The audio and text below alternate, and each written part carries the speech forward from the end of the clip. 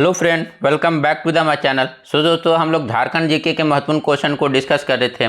बाकी दोस्तों जीएसएससी ने तो जेएसएससी सीजीएल के एग्ज़ाम का पूरा तरह से खिचड़ी बना ही दिया है। बाकी आप लोगों का जो दोस्तों जेपीएससी फॉरेस्ट रेंजर का एग्ज़ाम है, ये आपका 22 सितंबर को फिक्स है कि ये एग्ज़ाम हो जाएगा। बाकी सीजीएल का एग्ज़ाम तो पूरी तरह से मतलब डूब ही चुका है। अब पता नहीं ये अपने डेट में एग्ज़ाम को लेगा भी या नहीं लेगा, ये तो अब आने वाला टाइम ही बताएगा। तो दोस्तों सीजीएल वाले जितने भी स्टूडेंट हैं वो अपने आंदोलन को भी करें, बट साथ में थोड़ी थोड़ी जो है पढ़ाई भी करते रहें। एंड बाकी दोस्तों चलिए हम लोग अपने वीडियो की तरफ चलते हैं। अगर वीडियो आपको अच्छा लगे तो वीडियो पर एक लाइक और एक कमेंट जरूर कर दें। वीडियो को ज़्यादा से ज़्यादा अपने दोस्तों को साथ शेयर करें, और जो लोग चैनल पर नए आ रहे हैं चैनल को सब्सक्राइब करना ना भूलें। तो चलिए आज की इस वीडियो को स्टार्ट करते हैं। आज का जो हमारा पहला क्वेश्चन है दोस्तों, वन स्थिति रिपोर्ट 2021। ये आप लोगों के लिए इंपॉर्टेंट क्वेश्चन भी यार, ये पूछा भी जा रहा है दोस्तों। क्वेश्चन जो है वन स्थिति रिपोर्ट 2021 के अनुसार झारखंड राज्य में कार्बन स्टॉक देश के कुल कार्बन स्टॉक का लगभग कितना प्रतिशत है। तो वन स्थिति रिपोर्ट 2021 के अनुसार झारखंड राज्य में टोटल जो कार्बन स्टॉक कितना है दोस्तों, तो झारखंड राज्य में जो टोटल कार्बन स्टॉक है ये 184.41 टन है, मिलियन टन है। ठीक है, जो पूरे देश के कार्बन स्टॉक का जो है ये 2.57% है। यानी जो यहाँ करेक्ट आंसर हो जाएगा ऑप्शन बी हो जाएगा। ठीक है, वन स्टॉक पूरे झारखंड में कितना है तो 184.41 मिलियन टन है। जो पूरे देश के कार्बन स्टॉक का कितना है तो 2.57% है। अब यहाँ पर दोस्तों वन स्थिति रिपोर्ट के बारे में आ ही गया, तो इसके बारे में जो जो भी प्रमुख चीज़ है उसे हम लोग एक बार क्विकली रिवाइज कर लेते हैं। जैसे अगर पूछा जाए दोस्तों कि झारखंड का टोटल जो भौगोलिक वन क्षेत्र कितना है, तो झारखंड का टोटल जो भौगोलिक वन क्षेत्र है दोस्तों ये हो जाएगा 23,721। ठीक है, 23,721, ये डेटा याद रखिएगा, इंपॉर्टेंट डेटा है। ठीक है, 23,721 जो है पूरे झारखंड में वन भूमि है, या फिर इतने जो है किलोमीटर में जो है वन फैला हुआ है झारखंड में।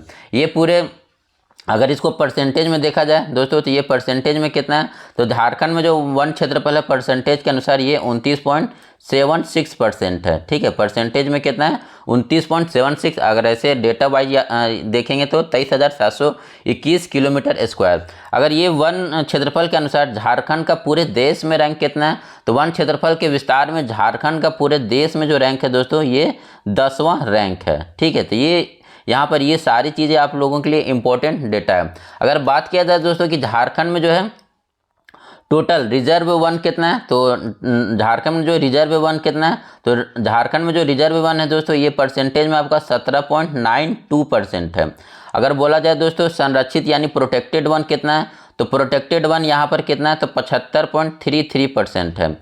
ठीक है, प्रोटेक्टेड वन कितना है 75.33। और अवर्गीकृत वन कितना है, तो अवर्गीकृत वन जो है आपका 6.7% है। तो ये अभी लगता है अभी हाल के एग्जाम में पूछा गया था कि झारखंड में किस तरह का वन सबसे अधिक पाया जाता है, तो झारखंड में सबसे ज़्यादा जो है दोस्तों संरक्षित वन पाया जाता है। ठीक है, तो ये क्वेश्चन अभी पूछा हुआ है तो ध्यान में रखिएगा। उसके बाद अगर दोस्तों पूछा जाए कि झारखंड में प्रति व्यक्ति वन और वृक्षाच्छादन कितना है, तो झारखंड में प्रति व्यक्ति वन और जो वृक्षाच्छादन है ये आपका 0.08 हेक्टेयर है। ठीक है, ये भी डेटा आप लोगों के लिए इंपॉर्टेंट है, तो याद रखिएगा कि झारखंड में प्रति व्यक्ति वन और वृक्षाच्छादन कितना है तो 0.08 हेक्टेयर। अगर पूछा जाए दोस्तों कि झारखंड में कितने प्रकार के वन पाए जाते हैं, तो झारखंड में मूलतः 2 प्रकार का वन पाया जाता है। एक तो हो जाएगा उष्णकटिबंधीय आर्द्र पतझड़ वन, और दूसरा हो जाएगा उष्णकटिबंधीय शुष्क पतझड़ वन। ठीक है, तो ये एक तो आर्द्र वाला हो जाएगा और दूसरा आपका हो जाएगा शुष्क वाला। ठीक है, बाकी आगे में तो आर्द्र लगा ही देना, उष्णकटिबंधीय आर्द्र पतझड़ वन और दूसरा क्या है उष्णकटिबंधीय शुष्क पतझड़ वन। तो ये झारखंड में 2 तरह के जो हैं वन पाए जाते हैं। अब यहाँ से आप लोगों के लिए काफ़ी इंपॉर्टेंट डेटा आएगा कि अगर पूछा जाए दोस्तों कि सर्वाधिक वन क्षेत्रफल वाला झारखंड के जिले कौन है, सर्वाधिक वन क्षेत्रफल अनुसार। ठीक है, एरिया वाइज सबसे बड़ा जो है कौन है जिला, तो एरिया वाइज सबसे बड़ा जिला हो जाएगा आपका दोस्तों पश्चिमी सिंहभूम। उसके बाद दूसरा जिला कौन आ जाएगा, तो दूसरा जिला आपका लातेहार आ जाएगा। तीसरा जिला कौन आ जाएगा दोस्तों, तो तीसरा जिला आपका आ जाएगा कौन सा, तो चतरा आ जाएगा। ठीक है, उसके बाद चौथा जिला कौन आ जाएगा, तो गुमला आ जाएगा। तो ये ऐसे जिले हैं जो एरिया वाइज सबसे बड़ा है। अगर पूछा जाए एरिया वाइज सबसे न्यूनतम कहाँ पर है, तो एरिया वाइज सबसे न्यूनतम जो है वन कहाँ पर है, तो सबसे कम दोस्तों जामताड़ा में है एरिया वाइज अगर देखा जाए। ठीक है, सबसे कम जामताड़ा में है। उसके बाद दूसरा कहाँ पर है, तो दूसरा आपका दोस्तों देवघर में हो जाएगा। ठीक है, तीसरा कहाँ पर हो जाएगा, तीसरा आपका धनबाद में हो जाएगा, और चौथा कहाँ पर हो जाएगा, चौथा आपका पाकुड़ में हो जाएगा। तो ये एरिया वाइज सबसे कम क्षेत्रफल वाले झारखंड के 4 जिले कौन है, तो जामताड़ा, देवघर, धनबाद और पाकुड़। अगर परसेंटेज में बात किया जाए दोस्तों कि परसेंटेज प्रति जो वर्ग किलोमीटर परसेंटेज में देखा जाए तो सबसे ज़्यादा वन कहाँ पर पाया जाएगा, तो परसेंटेज में सबसे ज़्यादा वन दोस्तों लातेहार में है। ठीक है, सबसे ज़्यादा कहाँ पर, तो लातेहार में। ये डेटा थोड़ा सा चेंज हो जाएगा एरिया वाइज। तो सबसे ज़्यादा अगर परसेंटेज में देखा जाए मतलब इतनी छोटा से एरिया में यहाँ पर ज़्यादा पेड़ होगा, तो ठीक है, तो ये परसेंटेज वाइज अगर देखा जाए तो सबसे ज़्यादा वन कहाँ पर है परसेंटेज वाइज, तो लातेहार में। यहाँ पर दोस्तों आपका 56% वन है। उसके बाद दूसरा किस में आ जाएगा, तो दूसरा आपका चतरा आ जाएगा। और तीसरा कहाँ पर आ जाएगा दोस्तों, तो तीसरा आपका वेस्ट सिंहभूम आ जाएगा, यानी पश्चिमी सिंहभूम। और जो चौथा हो जाएगा यहाँ पर कोडरमा हो जाएगा। ठीक है, तो वहाँ यहाँ पर आपका 2 डेटा चेंज हो गया। जैसे वहाँ एरिया वाइज सबसे पहले नंबर पर था वेस्ट सिंहभूम, तो ये यहाँ पर तीसरा आ जाएगा। वहाँ पर चौथे नंबर पर था एरिया वाइज गुमला, लेकिन परसेंटेज में चौथे नंबर पर आपका कोडरमा है। लेकिन वहीं अगर परसेंटेज वाइज सबसे न्यूनतम वन देखा जाए दोस्तों तो ये सेम वही है, जामताड़ा, देवघर, धनबाद और यहाँ पाकुड़ के जगह सिर्फ दुमका कर देना है। ठीक है, तो ये डेटा को आप ध्यान में रखना है। उसके बाद और क्या पूछ सकता है दोस्तों, तो उसके बाद अगर पूछा जाए कि सबसे ज़्यादा जो है वन वृद्धि कहाँ पर हुआ, झारखंड में सबसे ज़्यादा वन वृद्धि कहाँ पर देखा गया है, तो झारखंड में दोस्तों सबसे ज़्यादा जो वन वृद्धि है ये आपका गढ़वा में देखा गया है। ठीक है, झारखंड में सबसे ज़्यादा वन वृद्धि कहाँ देखा गया, तो गढ़वा में देखा गया। तो ये पॉइंट को भी आप ध्यान में रखिएगा। ठीक है, तो ये सारी बातें हो गए इससे रिलेटेड, इससे और क्वेश्चन नहीं बन पाएगा। ठीक है दोस्तों, इसमें आप इतने ही बातों को याद रखें। अब हम लोग चलते हैं अपने नेक्स्ट क्वेश्चन की तरफ। झारखंड में स्थित हल्दी घाटी मंदिर के रूप में किस मंदिर को कहा जाता है, तो हल्दी घाटी का मंदिर ये दोस्तों किस मंदिर को कहा जाता है, तो वासुदेव राय मंदिर को कहा जाता है। यानी जो यहाँ करेक्ट आंसर होगा ऑप्शन सी हो जाएगा। ये वासुदेव राय के मंदिर ये कहाँ पर है दोस्तों, तो हल्दी घाटी का मंदिर ये जो आपका कहाँ पर स्थित है, तो कोराम्बे लोहरदग्गा में। ठीक है, कोराम्बे लोहरदग्गा में यहाँ पर वासुदेव राय की मंदिर को हम लोग हल्दी घाटी के मंदिर के नाम से भी जानते हैं। यहाँ ये हल्दी घाटी के नाम से क्यों जाना जा रहा है दोस्तों, क्योंकि यहाँ पर जो है रक्सेल और जो है नागवंशियों के बीच काफ़ी भयंकर युद्ध हुआ था, इसलिए इसे हम लोग झारखंड का हल्दी घाटी से कहा जाता है। ठीक है, कोराम्बे को झारखंड का हल्दी घाटी कहा जाता है। और ये कहाँ पर है, तो ये दोस्तों लोहरदग्गा में स्थित है। अगला देखते हैं मुल्की व मिल्की आंदोलन। मुल्की मिल्की आंदोलन किस आंदोलन से संबंधित है, तो मुल्की मिल्की आंदोलन दोस्तों ये आपका सरदरिया आंदोलन से संबंधित है। यानी जो यहाँ करेक्ट आंसर होगा ऑप्शन सी हो जाएगा। ठीक है, सरदरिया आंदोलन को हम लोग किस आंदोलन के नाम से जानते हैं, मुल्की और मिल्की आंदोलन के नाम से जानते हैं। ठीक है, अब ये दोस्तों ये जो आंदोलन है ये मुख्यतः 3 चरणों में स्टार्ट होता है। 3 चरणों में ये पूरा आंदोलन चलता है। पहला जो चरण होता है ये 1858 से, मतलब जो आपका सरदरिया आंदोलन है ये 1858 से लेकर आपका 95 तक चलता है। पहला चरण जो है इसका 1858 से लेकर 81 तक चलता है। और ये जो पहला चरण है दोस्तों इससे हम लोग जो है यहाँ पर जो हमारा जो हड़पी गई भूमि थी, ठीक है, इसको लेकर ये आंदोलन होता है पहला चरण का। ठीक है, पहला चरण का जो आंदोलन किस लिए होता है, तो अपनी हड़पी हुई भूमि को या छीनी हुई भूमि को वापस लेने के लिए आंदोलन चलता है। अब इसका जो दूसरा चरण है दोस्तों ये 1881 से लेकर 1890 तक चलता है। दूसरे चरण क्यों स्टार्ट होता है, तो अपना जो पारंपरिक मूल्य था, ठीक है, हड़पी हुई ज़मीन को वापस ले लिया, उसके बाद अपने पारंपरिक मूल्य को पुनः लागू करने के लिए दूसरा इसका चरण स्टार्ट होता है। अब तीसरा चरण कब स्टार्ट होता है दोस्तों, तो तीसरा चरण ये 1890 से लेकर 1895 ईस्वी तक चलता है। और ये तीसरा चरण दोस्तों पूरी तरह से एक राजनीतिक आंदोलन था। लेकिन ये आंदोलन बाद में दोस्तों इसमें जो नेतृत्व का अभाव के कारण ये बाद में किस आंदोलन में जाके विलय हो जाता है, तो बाद में ये आंदोलन जाके आपका विरसा आंदोलन में जो आपका कब स्टार्ट होता है, तो 1895 में जो विरसा आंदोलन होता है उसमें जाकर ये आपका सरदरिया आंदोलन विलय हो जाता है। तो याद रखिएगा ये क्वेश्चन कि सरदरिया आंदोलन के विलय आगे चलकर किस आंदोलन में हो जाता है, बिरसा आंदोलन में या बिरसा उग्राण में, जिसके मुख्य नेतृत्वकर्ता कौन थे, बिरसा मुंडा थे। नेक्स्ट क्वेश्चन की तरफ चलते हैं। झारखंड सरकार ने यूनिवर्सल पेंशन योजना की शुरुआत की है, ऐसा करने वाला वह देश का कौन सा राज्य बन गया है, तो झारखंड सरकार ने दोस्तों यूनिवर्सल पेंशन लागू करने वाला ये देश का पहला राज्य बन गया। यानी जहाँ करेक्ट आंसर होगा ऑप्शन ए हो जाएगा। अब ये जो यूनिवर्सल पेंशन योजना है ये दोस्तों किस वर्ष स्टार्ट हुआ, तो ये वर्ष 2021 में, ठीक है, वर्ष 2021 में। इसमें जो दोस्तों बीपीएल और एपीएल कार्ड है, इसकी बाध्यता को अब समाप्त कर दिया गया। अब मतलब जितने भी वृद्ध हैं सभी को ये पेंशन मिलेगा। 60 वर्ष से अधिक जितने भी आयु के जितने भी व्यक्ति हैं सभी को इस योजना का लाभ मिलेगा। नेक्स्ट देखते हैं, झारखंड राज्य की चट्टानी भूगर्भिक संरचना के संदर्भ में गलत है। गलत कथन के बारे में यहाँ पूछ रहा है दोस्तों, ध्यान में रखना, गलत कथन के बारे में पूछ रहा है चट्टानी भूगर्भिक संरचना के संदर्भ में। तो क्या है, राज्य की जो चट्टानी संरचनाएं 6 भागों में बांटा गया, तो ये तो बिल्कुल सही है दोस्तों। राज्य की जो चट्टानी संरचनाओं को हम लोग 6 भागों में बांटते हैं। अब ये कौन कौन आ जाएगा, तो आपका ये दोस्तों एक तो हो जाएगा आर्कियन कालीन चट्टानें, उसके बाद विंध्यन क्रम की चट्टानें, गोंडवाना क्रम की चट्टानें, उसके बाद सिनोजेक क्रम की चट्टानें, उसके बाद आपका दोस्तों राजमहल ट्रैप और दक्कन लावा की चट्टानें और नवीनतम जलोढ़ निक्षेप। तो जो भूगर्भिक संरचना झारखंड का यही टोटल 6 भागों में डिवाइडेड है। तो ये पहला कथन यहाँ पर सही है।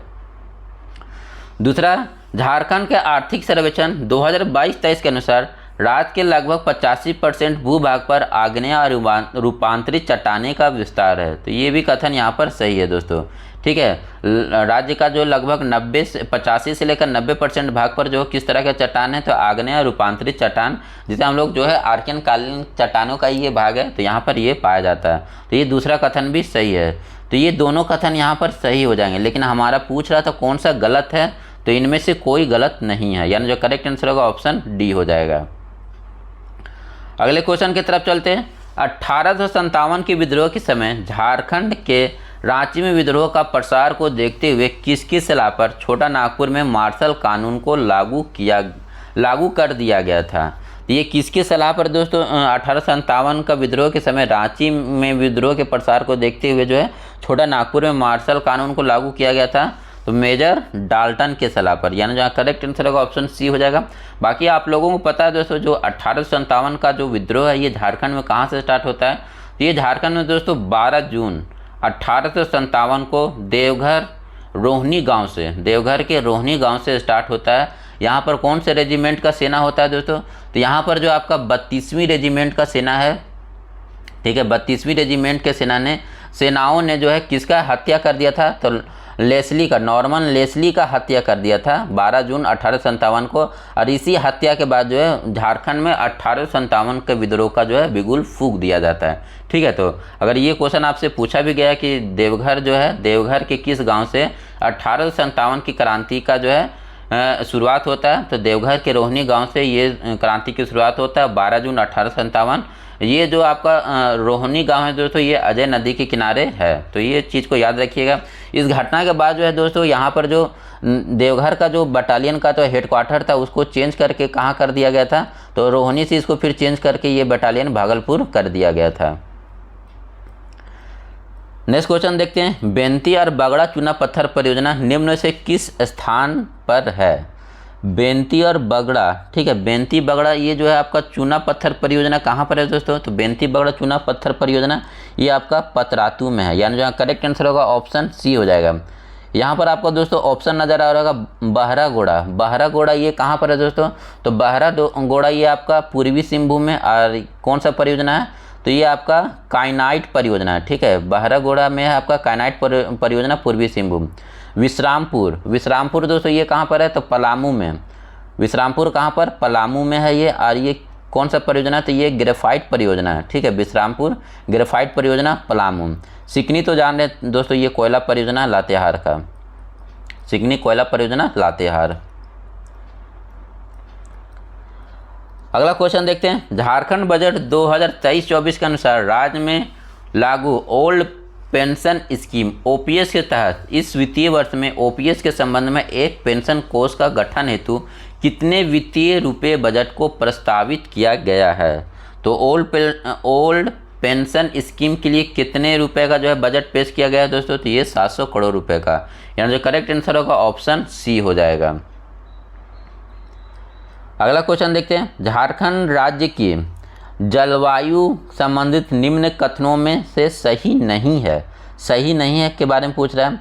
तो राज्य एक उष्णकटिबंधीय प्रदेश होने के कारण यहाँ उष्णकटिबंधीय मानसूनी प्रकार की जलवायु का विकास हुआ, तो ये तो बिल्कुल सही कथन है दोस्तों। राज्य का जो औसतन तापमान है ये 25 डिग्री सेंटीग्रेड है। ये भी आपका बिल्कुल सही कथन है। झारखंड राज्य भारत के कृषि जलवायु प्रदेश 8 के अंतर्गत आता है। तो यहाँ पर यही कथन आपका जो है गलत हो जाएगा। झारखंड राज्य जो है जलवायु प्रदेश में ये 7वां आता है, ठीक है, भारत के कृषि जलवायु प्रदेश का 7वां में आता है, ठीक है।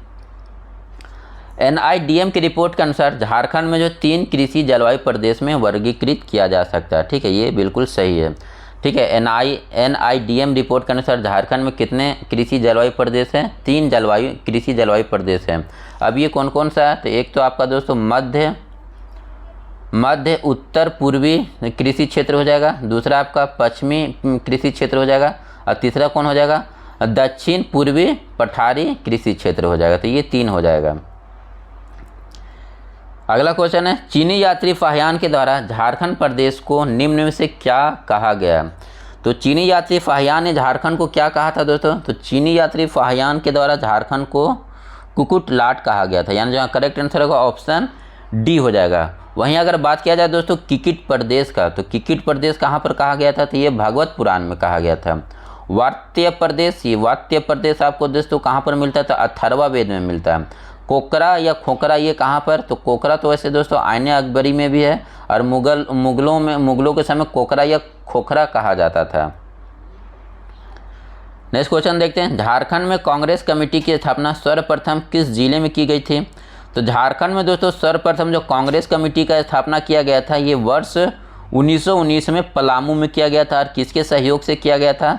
तो पलामू में दोस्तों ये कौन थे? विंदेश्वरी पाठक थे, ठीक है, विंदेश्वरी पाठक और भगवत पांडे के जो है नेतृत्व में पलामू में वर्ष 1919 में कांग्रेस कमेटी की गठन की गई थी। उसके बाद फिर 1920 में रांची और हजारीबाग में भी जो है कांग्रेस कमेटी का स्थापना हो गया था।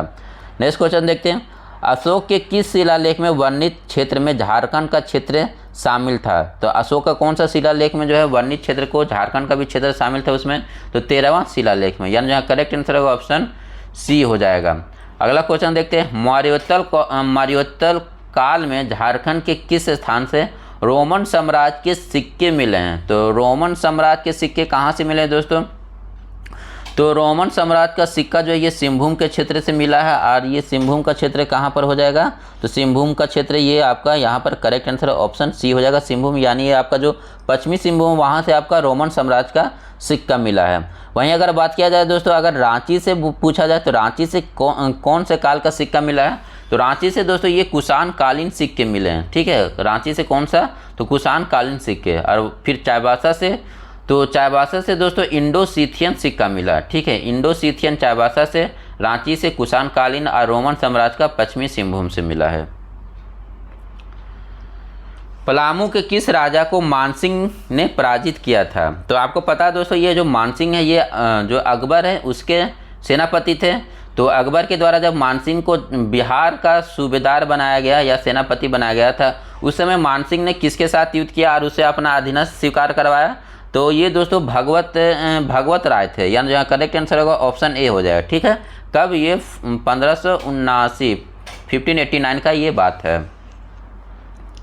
अगला क्वेश्चन देखते हैं, झारखंड प्रदेश में अंग्रेजों के विरुद्ध प्रथम जनजातीय विद्रोह के रूप में किसे जाना जाता है? तो झारखंड के विरुद्ध जो है प्रथम जनजातीय विद्रोह जो अंग्रेजों के खिलाफ था ये दोस्तों आप सभी को पता है ढाल विद्रोह, ठीक है, क्योंकि जो अंग्रेज है सबसे पहले ये झारखंड में कहाँ से प्रवेश करते? तो सिंहभूम के क्षेत्र से प्रवेश करते 1767 ईस्वी में। तो जब ये प्रवेश कर रहे होते हैं तभी उस समय यहाँ पर ये ढाल विद्रोह स्टार्ट हो जाता है। तो ढाल विद्रोह ये आपका 1767 से लेकर 1777 ईस्वी तक चलता है।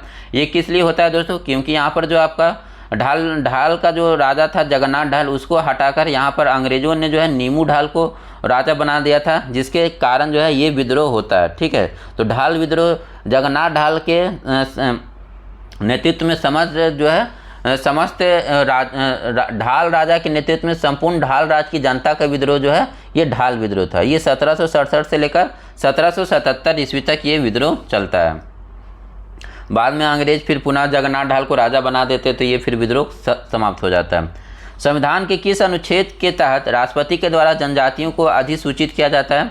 तो राष्ट्रपति के द्वारा जनजातियों का अधिसूचित किस अनुच्छेद के द्वारा किया जाता है दोस्तों? तो ये आपका हो जाएगा अनुच्छेद 342, यानी जो करेक्ट आंसर होगा ऑप्शन बी हो जाएगा। अगला क्वेश्चन है, विवाह से पूर्व सगाई की रस्म किस जनजाति में प्रचलित है? तो विवाह से पूर्व सगाई की रस्म, ये इंपॉर्टेंट क्वेश्चन है दोस्तों, ये किस जनजाति में देखा जाता है? विवाह से पूर्व सगाई की रस्म ये बंजारा जनजाति में देखा जाता है, यानी जो करेक्ट आंसर होगा ऑप्शन सी हो जाएगा। किस जनजाति में गोत्र की व्यवस्था नहीं पाई जाती है? तो गोत्र की व्यवस्था ये परहिया में नहीं पाया जाता, यानी जो करेक्ट आंसर होगा ऑप्शन ए हो जाएगा। जयमाला या वरमाला की प्रथा किस जनजाति में पाई गई है? तो जयमाला या वरमाला का प्रथा दोस्तों ये किस जनजाति में है? तो ये आपका खोंड जनजाति में देखने को मिलता है, यानी जो करेक्ट आंसर होगा ऑप्शन सी हो जाएगा। निम्न कौन सी भाषा मुख्य रूप से चतरा, कोडरमा, हजारीबाग, गिरिडीह, धनबाद आदि के क्षेत्र में बोली जाती है? तो दोस्तों इन क्षेत्रों में आपका खोटा का जो प्रचलन ज़्यादा है, यानी जो करेक्ट आंसर होगा ऑप्शन ए हो जाएगा। एशिया की सबसे बड़ी कोलवासरी पिपरवार किस जिले में अवस्थित है? तो एशिया की सबसे बड़ी जो कोलवासरी पिपरवार दोस्तों ये चतरा में स्थित है, यानी जो करेक्ट आंसर होगा ऑप्शन डी हो जाएगा। और ये दोस्तों किसकी सहायता से? तो वर्ष 1997 में ऑस्ट्रेलिया के सहयोग से स्थापित किया गया था। झारखंड राज्य में कुल कितने केंद्रीय कारागार है? सेंट्रल जेल झारखंड में टोटल कितने? तो झारखंड में टोटल दोस्तों 7 सेंट्रल जेल हैं। कहाँ पर? एक तो आपका रांची में हो जाएगा बिरसा मुंडा केंद्रीय जेल, दुमका में हो जाएगा दुमका केंद्रीय जेल, फिर आपका हजारीबाग में, तो हजारीबाग में दोस्तों जयप्रकाश केंद्रीय जेल हो जाएगा। पलामू में दोस्तों पलामू केंद्रीय के लिए मेदिनीनगर में है, फिर जमशेदपुर में आपका घाघीडीह केंद्रीय कारागार है, फिर आपका गिरिडीह में है, और उसके बाद एक देवघर में। ठीक है, तो रांची हो गया, रांची के बाद दुमका, हजारीबाग, मेदिनीनगर, जमशेदपुर, गिरिडीह और देवघर में।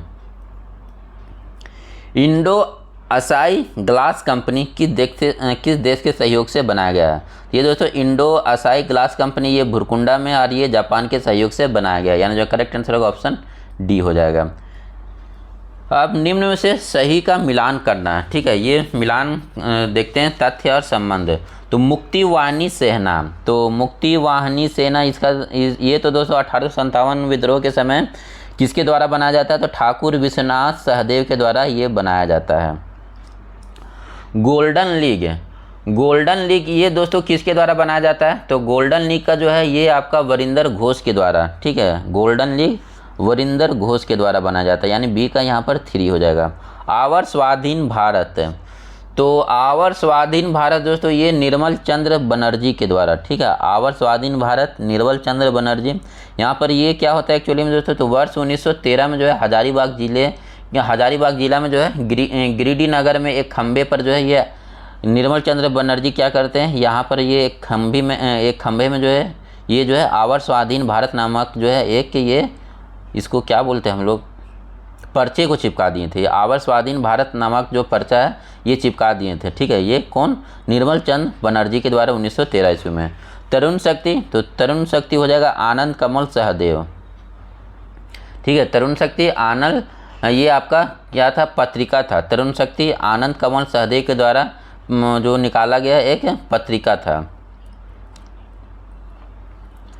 झारखंड राज्य के संदर्भ में समर क्या है? समर अभियान क्या है दोस्तों? तो समर अभियान राज्य में खेलकूद को बढ़ावा देना, ये आपका सही है। गर्मियों में पेयजल के स्रोतों की व्यवस्था को अच्छा करना, एनीमिया महिला को कुपोषित बच्चों की पहचान कर उन्हें इसके अंतर्गत लाना उपयुक्त में थे, इसके अंतर्गत सभी आते हैं।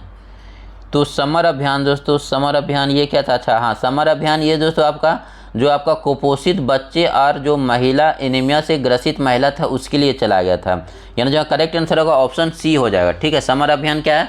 एनीमिया महिला एवं कुपोषित बच्चों की पहचान कर उन्हें इसके अंतर्गत लाना समर अभियान। ठीक है, समर अभियान ये किस वर्ष स्टार्ट होता है? ये वर्ष 2021 में। और समर अभियान का फुल फॉर्म क्या है दोस्तों? तो strategic action for elevation of mall nutrition और एनीमिया रिडक्शन। ठीक है, strategic action for elevation of mall nutrition and anaemia reduction इसका फुल फॉर्म है। ये वर्ष 2021 में लाया गया था। राष्ट्रीय आंदोलन के दौरान हजारीबाग झारखंड से नेतृत्व करने वाले निम्न में से कौन सी महिला थी? तो राष्ट्रीय आंदोलन में जो है राष्ट्रीय आंदोलन के दौरान हजारीबाग से किसके द्वारा नेतृत्व किया गया था? तो ये आपका दोस्तों किसके द्वारा नेतृत्व किया गया था हजारीबाग से? तो ये हो जाएंगी सरस्वती देवी, यानी जो करेक्ट आंसर होगा ऑप्शन ए हो जाएगा। झारखंड वन स्थिति रिपोर्ट 2021 के अनुसार झारखंड राज्य में कुल कितनी जनजातीय जिलों की पहचान की गई है? तो झारखंड वन स्थिति रिपोर्ट 2021 के अनुसार झारखंड में कुल कितने जनजातीय जिलों का पहचान किया गया? तो ये आपका 17 हो जाएगा, यानी जो करेक्ट आंसर होगा ऑप्शन ए हो जाएगा। टाइगर स्कीम, मयूराक्षी ब्लू, सावन रोज आदि झारखंड में उपलब्ध किस खनिज के प्रकार हैं? तो ये दोस्तों किस खनिज के? टाइगर स्किन हो गया, मयूराक्षी ब्लू हो गया, सावन रोज हो गया, ये सभी कौन से खनिज हैं? तो ये आपका ग्रेनाइट का जो है खनिज के प्रकार है, यानी जो करेक्ट आंसर होगा ऑप्शन ए हो जाएगा। देश भर में एकमात्र आदिवासी लड़की निवेदिता डांग को निम्न से किस पुस्तक के लिए एशिया का प्रतिष्ठित गोल्डन बुक अवार्ड 2023 दिया गया था? ये आप लोगों के लिए इम्पोर्टेंट क्वेश्चन है। गोल्डन बुक अवार्ड 2023 पाने वाली झारखंड की एकमात्र आदिवासी लड़की कौन है? निवेदिता डांग। और ये किस बुक के लिए? तो द कन्फ्यूज्ड माइंड के लिए, यानी जो करेक्ट आंसर होगा ऑप्शन बी हो जाएगा यहाँ पर। झारखंड औद्योगिक क्षेत्र विकास प्राधिकरण यानी जाइडा निम्न से किस स्थान पर अवस्थित है?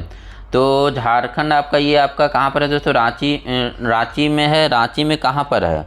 तो रांची में ये आपका नामकुम में होना चाहिए, ठीक है, तो नामकुम में है ये, ठीक है। जाइडा जो है इसका मुख्यालय रांची के नामकुम में स्थित है। अब ये जो जाइडा है दोस्तों जितने भी इंडस्ट्रियल एरिया है उसके विकास के लिए बनाया गया है। और झारखंड में 4 तरह के इंडस्ट्रियल एरिया है, ये का रांची हो गया, बोकारो हो गया, आदित्यपुर हो गया और संथाल परगना हो गया। तो ये 4 इंडस्ट्रियल एरिया हैं। विवाह के पूर्व सगाई की रस्म किस एकमात्र जनजाति में प्रचलित है?